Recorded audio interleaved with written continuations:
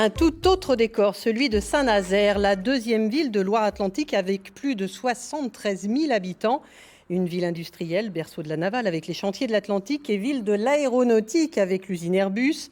Paquebots, avions, les commandes affluaient avant la crise du coronavirus. On parle aujourd'hui de chômage partiel et les sous-traitants sont inquiets pour l'emploi. L'État vient d'ailleurs de déclarer un plan d'urgence de 15 milliards pour la filière aéronautique. À Saint-Nazaire, ils étaient 9 candidats au premier tour, ils ne sont plus que 2. David Samzin, le maire sortant, socialiste, qui a totalisé plus de 39% des voix sans l'investiture de son parti, et l'écologiste Pascal Hameau, ex-première adjointe et dont la liste a fusionné avec une liste de gauche également emmenée par une ex-adjointe, Gaëlle Bénizet-Tual, une majorité qui s'est divisée avant le premier tour et qui l'est donc restée. Bonsoir. David Samzin, vous dites que Pascal Hameau est à la tête d'un attelage, je vous cite, d'organisations qui ne pensent qu'à leur rôle dans la recomposition de la gauche radicale. C'est pas très sympathique, ça. Bonsoir, merci pour cette invitation. Non, ma collègue, ma première adjointe, Madame Hameau, est à la tête d'une liste, au départ écologiste, puis d'une autre liste qui était portée par Madame Gaëlle Bénizet-Tual, qui était d'ailleurs mon adjointe au sport et ma vice-présidente à l'emploi, avec dedans, dans cette liste, des hommes et des femmes issus du Parti communiste, mais aussi issus du mouvement anticapitaliste, des hommes et des femmes plutôt de gauche radicale, que nous connaissons bien dans le paysage nazarien. Et je crois que la reconstruction... Qui sont en concurrence les uns avec les autres, Mais je crois que la reconstruction de la gauche est un vrai sujet sur le plan national. Mais je ne crois pas que ça concerne une élection locale comme une élection municipale. Pascal Hameau, vous reprochez au maire d'avoir agi tout seul pendant la crise du Covid. Vous auriez voulu quoi? Et vous lui avez demandé quoi, si vous l'avez fait? Je suis là surtout pour parler des leçons de la crise. On va en parler tout de suite. Et effectivement, je pense que des villes comme Nantes, comme Grenoble, ont géré une crise de manière beaucoup plus collective qu'à Saint-Nazaire. À Nantes, avec l'ensemble des élus, à Grenoble, avec l'ensemble de la population, parce que c'est dans la culture de cette nouvelle majorité menée par Éric Piolle. Et c'est ça que vous auriez souhaité? C'est ce qui me semble plus pertinent en période de crise, c'est-à-dire qu'il faut vraiment compter sur l'intelligence collective. Et d'ailleurs, on l'a vu, l'intelligence collective, elle produit plus d'idées et plus de solidarité. Plus on est nombreux, plus on a d'idées, oui, je le pense. David Samzin. Écoutez, je m'étonne de cette attaque, de cette critique. Parce que je voudrais rappeler ce qui s'est passé. Le président de la République nous a annoncé un confinement pour 15 jours, puis après pour 8 semaines. Et c'est vrai qu'il y a des villes où les adversaires politiques, l'opposition a été associée. C'est le cas à Nantes. Oui, mais Madame Hameau a participé à plusieurs cellules de gestion de crise. C'était les réunions qui nous permettaient de gérer la crise. Et d'informer donc. Mais d'informer, mais de participer aux décisions. Et puis j'ai créé une instance supplémentaire au début, rassemblant y compris celles et ceux qui étaient candidats aux élections municipales, les têtes de liste. Puis après, connaissant le résultat du premier tour, bien évidemment, ils n'étaient plus invités. Et j'ai invité l'ensemble des compositions du parti du conseil municipal où il y avait toutes les diversités. Et Madame Hameau a fait des propositions, comme Monsieur Texier. Certaines n'ont pas souhaité y participer. Qui était candidat du MoDem. Oui, certaines n'ont pas souhaité y participer. Donc vous dites que vous avez fait le job. Écoutez, je revendique aussi pleinement d'être le maire, d'assumer mes fonctions, d'être en responsabilité et d'assumer cette crise sanitaire qui a été compliquée. Il nous fallait protéger les populations, mettre à l'abri les plus fragiles d'entre nous. Petite question, dernière question politique. La droite, aujourd'hui, elle est exclue de ce second tour, puisque vous êtes tous les deux positionnés à gauche. Vous dites que c'est mauvais pour la démocratie et vous proposez, si vous êtes réélu, un espace d'échange sur les ordres du jour des conseils municipaux. C'est quoi? Tout simplement, je trouve, c'est le fruit de la démocratie. Il n'y a plus de candidats, il n'y a plus de représentants de la droite républicaine. Avant chaque conseil municipal, c'est de rencontrer les représentants des partis politiques, des mouvements politiques de Saint-Nazaire, de droite républicaine, pour non pas rentrer dans la gestion, mais les associer, en tout cas leur donner à voir des décisions que nous sommes en train de prendre. Et puis, il peut y avoir parfois des grands dossiers, des grandes orientations pour la ville, ce qu'on appelle dans le jargon les commissions extra-municipales. Alors là, je crois que ça sera de ma responsabilité, mais comme je l'ai fait depuis 6 ans, de rassembler tout simplement pour exprimer ce que nous souhaitons pour Saint-Nazaire et d'essayer d'embarquer le plus grand nombre de personnes. Juste pour finir là-dessus, c'est une bonne idée? Alors, moi, je constate que les élus d'opposition qui étaient élus donc, pendant cette mandature sont plutôt amusés par cette proposition du maire et ont décliné en disant qu'il n'avait pas eu droit au chapitre pendant 6 ans, donc il ne croyait pas vraiment à une nouveauté dans le mandat prochain avec David Samsin. Je pense en revanche qu'il faut rester en contact, bien sûr, avec tous les membres de l'ancienne mandature. Et moi, je suis restée en contact avec eux. Alors, on va parler du programme. Oui, allez-y, S'il vous plaît, rapidement. là aussi, nous sortons de 6 ans de mandat. Madame Hameau est ma première adjointe. Nous avons travaillé ce que nous appelons des délibérations cadres. Vous savez, c'est la vision sur les politiques sociales, sur les politiques environnementales, sur les politiques sportives. Tous les adjoints ont mené toutes les concertations qu'ils le souhaitaient depuis 6 ans. Donc la critique Pour preuve, n'est pas justifiée, c'est ça ? Pour preuve, l'ensemble de ces délibérations ont été votées à l'unanimité, sauf une.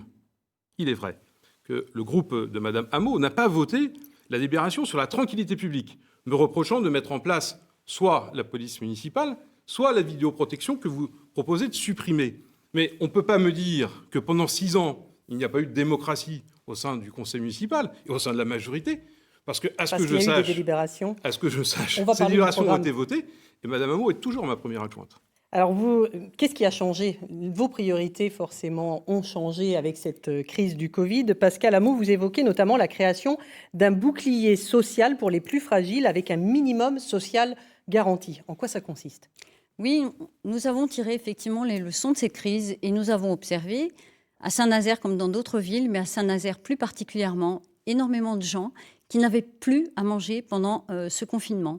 Et des longues files d'attente pour les distributions minimum social garanti, comme ça s'appelle, MSG, c'est quoi exactement ? Alors, il s'agit d'un revenu minimum qui permette à chaque Nazérienne et chaque Nazérien de ne plus vivre sous le seuil de pauvreté. Ça pourrait concerner combien de personnes à Saint-Nazaire ? C'est un dispositif qui est en place à Grande-Synthe, à côté de Dunkerque, qui a été mis en place par Damien Carême, qui est venu, que nous avions invité d'ailleurs pour le premier tour à Saint-Nazaire, qui nous a expliqué que le problème n'est pas le financement, le problème est sa mise en place avec le CCAS, ce qui a été fait et qui fonctionne très bien. C'est quand même la mairie qui donne de l'argent. Et la mairie complète des aides sociales qu'on mobilise parce que les personnes qui sont susceptibles de toucher ces aides sociales ne font pas forcément les démarches parce qu'elles sont parfois complexes. Ça concernerait combien de personnes, vous savez, à Saint-Nazaire ?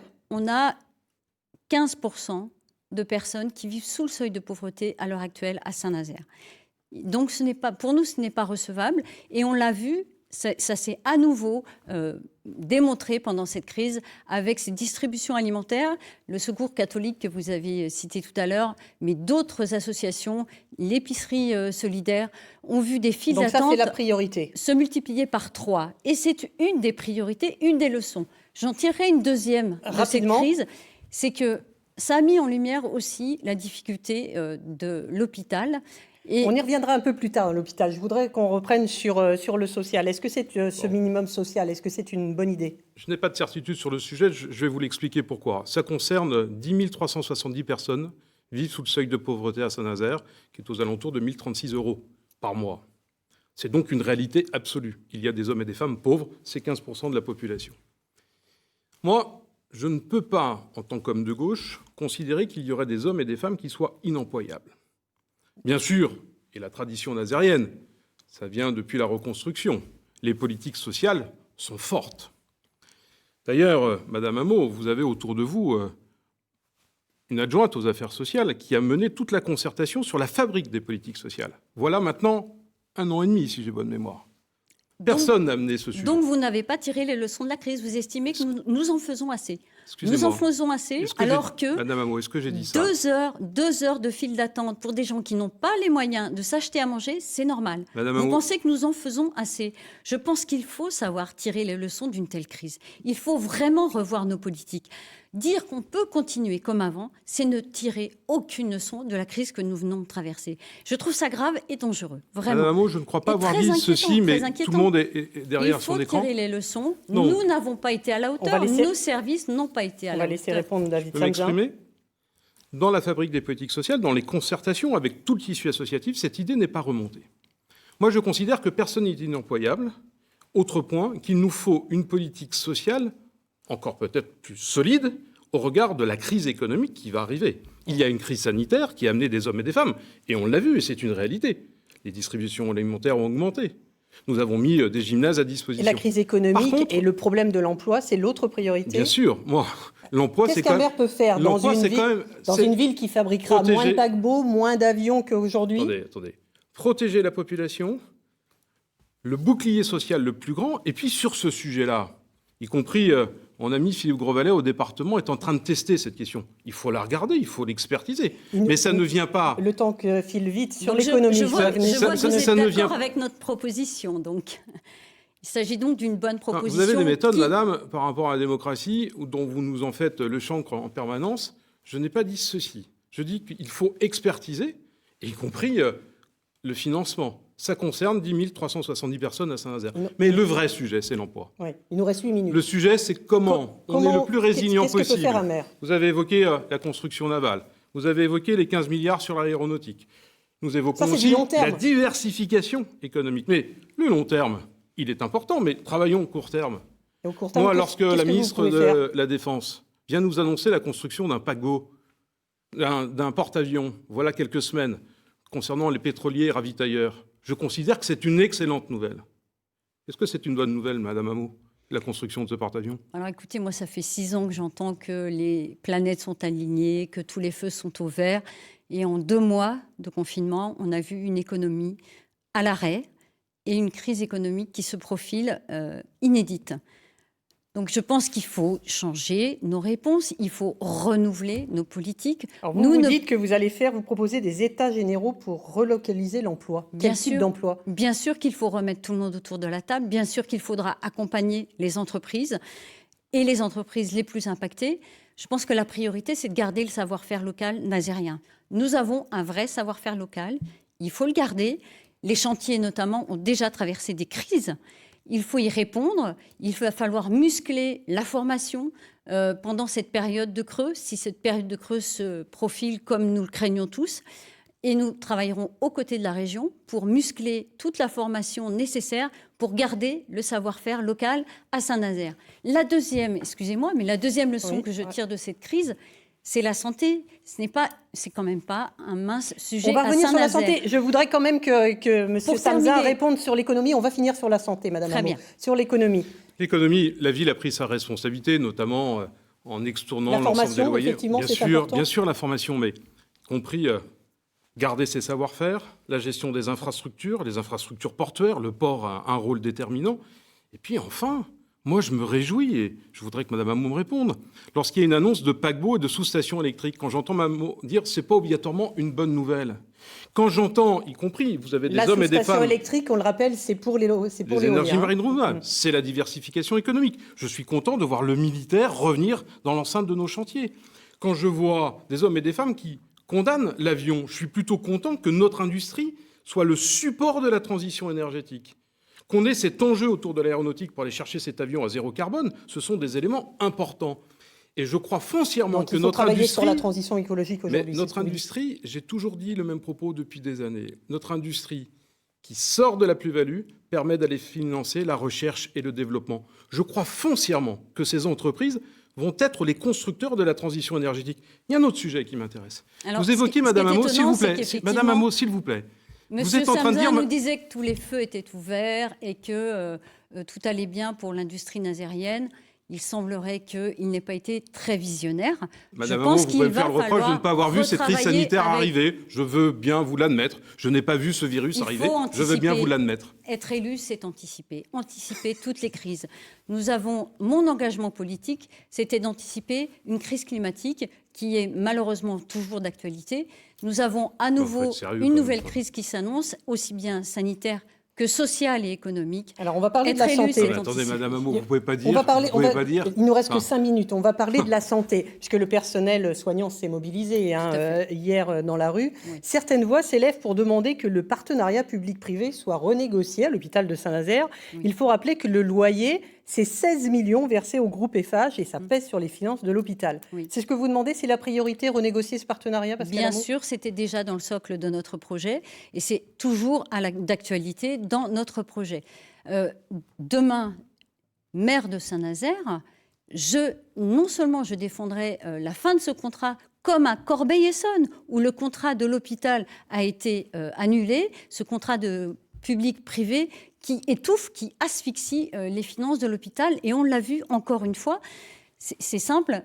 En France, on a 10% de mortalité liée au Covid parce qu'il n'y a pas assez de lits en réanimation, pas de masques, pas de tests. En Allemagne, 4% de mortalité. Notre hôpital à Saint-Nazaire est asphyxié par ce contrat dont vous venez de parler. Il faudra demain le dénoncer. La deuxième chose, à Saint-Nazaire, nous avons 28% de surmortalité pour cancer. Moi, j'ai entendu pendant 6 ans M. Samsin dire « la santé, c'est pas nous, c'est l'État ». Je me suis battue et demain je me battrai et j'irai jusqu'à voir et demander une audience à M. Macron, s'il le faut, pour dire cette surmortalité, ça veut dire que des gens meurent du cancer prématurément. À Saint-Nazaire, 28%, ce n'est pas normal. Ce n'est pas normal, mais je pense que M. Samsin est d'accord sur ce constat. Est-ce que vous n'avez pas assez fait quand même, ce débat me semble un peu surréaliste. Madame, vous êtes ma première adjointe, et si c'est si l'enfer que ça, et s'il y a un maire qui est complètement hors sol, il faut en tirer les conclusions. Il fallait le faire. Vous m'avez entendu dire, voilà maintenant 6 mois avec le directeur de l'Agence régionale de santé, notre satisfaction, puisque nous sommes d'accord pour signer un contrat local de santé, non plus local nazérien, mais à l'échelle de l'agglomération. J'étais encore ce matin à échanger avec monsieur le sous-préfet, notamment sur l'étude épidémiologique qui doit amener réponse, parce qu'il ne s'agit pas de constater un drame. Des hommes et des femmes meurent de cancer plus chez nous. Plus à Saint-Nazaire qu'ailleurs. Voilà. Mais il y a aussi... donc il faut trouver les causes. Il faut qu'on trouve la cause pour pouvoir les traiter. Il y a y compris les entreprises qui polluent. Je pense à Yara notamment, où c'est scandaleux ce qui est en train de se passer. Et à un moment donné, il faut être en capacité de sanctionner. Enfin, sur l'hôpital. L'hôpital a un déficit... Nous ne vous avons jamais entendu sur ce partenariat public-privé, monsieur Samsin, jamais. Vous me dites quand je peux prendre la parole. Sur cet hôpital, la situation précise, on revient à l'équilibre des comptes, mais il est vrai qu'il y a 2 sujets du déficit. Il y a malheureusement la crèche, puis il y a cette charge sur ses loyers. Donc vous dites qu'il faut renégocier. Bien sûr qu'il faut renégocier, mais je vais même vous dire... Mais c'est nouveau, ça fait 6 ans que vous présidez le conseil de surveillance. Laissez-le répondre. Mais vous savez très bien, enfin, madame, vous savez très bien que ce n'est pas de la compétence du maire ou du président du conseil de surveillance, c'est que c'est le législateur. La réalité des choses, c'est qu'aujourd'hui, les accords publics-privés sont interdits dans le domaine de la santé comme dans le domaine de la justice pour construire des prisons. Mais le débat, il va venir à Saint-Nazaire assez rapidement. Pourquoi ? Cet hôpital, il est déjà trop petit. Cette cité sanitaire est déjà trop petite. Il faut agrandir les urgences. Nous avions d'ailleurs fait à l'époque, j'étais l'adjoint à l'urbanisme de Joël Batteux, des réserves foncières pour pouvoir agrandir ces services. Donc il va être agrandi. Et puis enfin, oui, il faut le faire. Il faudra le faire. Et donc il va bien falloir qu'on revienne. Le on, l'État et l'ensemble de celles et ceux qui ont signé cet accord. Êtes-vous allé voir le président pour lui demander ? Non. Je ne crois pas. Je ne crois pas. Mais laissez-le finir sur la renégociation. Il nous reste le conseil de surveillance. Il nous reste 1 minute. L'autre point, madame, l'accès à la santé, c'est l'hôpital, c'est la mutuelle, mais c'est aussi toute la santé de ville. Je suis inquiet d'entendre réellement beaucoup d'hommes et de femmes, et notamment les nouveaux arrivants, qui ne trouvent pas de médecins généralistes, qui ne trouvent pas de gynécologues, qui ne trouvent pas... Là, le maire, il peut agir, il peut faire des maisons de santé. C'est ce que nous sommes en train de faire, nous en avons fait dans ce mandat, nous sommes en train de faire autour de la place des Martyrs. Voilà pourquoi la politique de santé... Je peux me permettre... rapidement, allez-y. Voilà pourquoi la politique de santé, il y a bien évidemment l'hôpital, la cité sanitaire, et puis après, il y a toute la médecine de ville. Et puis enfin, moi j'appelle de mes voeux que la tarification à l'acte soit supprimée et qu'on retrouve une priorité nationale qui est la santé. Et ça, ce sera du domaine de l'État. C'est la fin de ce débat. Je vous remercie tous les deux d'y avoir participé. Je vous souhaite une bonne fin de campagne. Demain, Virginie Charbonneau s'intéressera à la Vendée avec 2 débats. Fontenay-le-Comte, une succession et un résultat incertain. Et les Sables d'Olonne, une des rares quadrangulaires de notre région. Tout de suite, le journal présenté par Amélie Lepage. Très bonne soirée.